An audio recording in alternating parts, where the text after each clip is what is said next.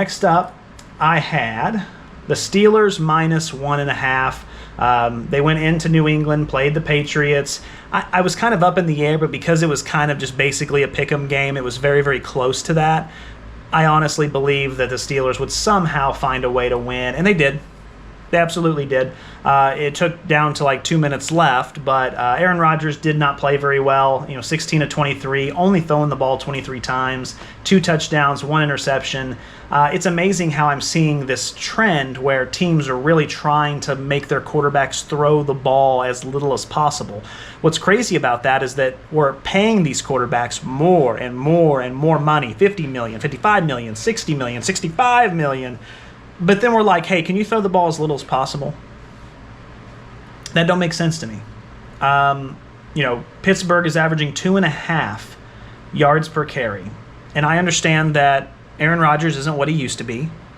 I understand that Aaron Rodgers is on, the 40 side now. But you're still going to go in the Hall of Fame. And I watched Tom Brady come in at 45 years old, 44 years old, whatever it was, and win Super Bowls, go to championship games, throw for almost 5,000 yards a year. Now, I understand that might be an unfair comparison. Brady is the GOAT. I get that. But I expect Rodgers to do more than 139 yards. Is that asking too much? Is it asking too much for Aaron Rodgers to throw the ball more than 23 times a game? What that tells me is there's probably a lot of dink and dunk. His average was 6 yards per attempt. That's a lot of dink and dunk.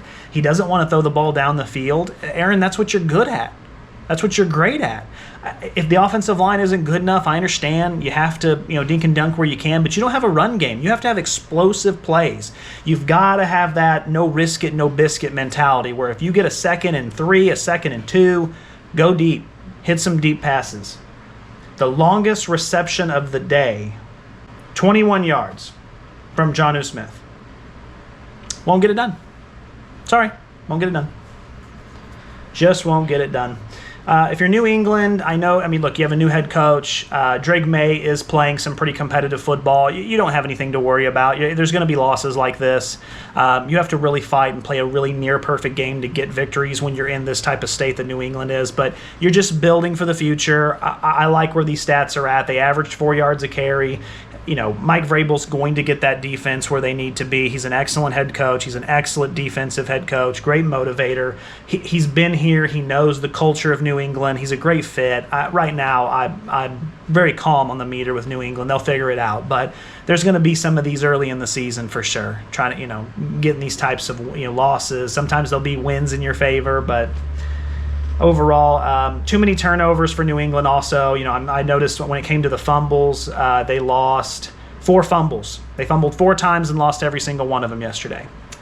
Not going to get it done. Not going to get it done. Pittsburgh lost 0. Yeah. And it was only a 7-point game. So keep that in mind. If you're a New England fan, I know it stings, but just remember that. Man, we turned the ball over 4 times, and we had a chance at the end to win it.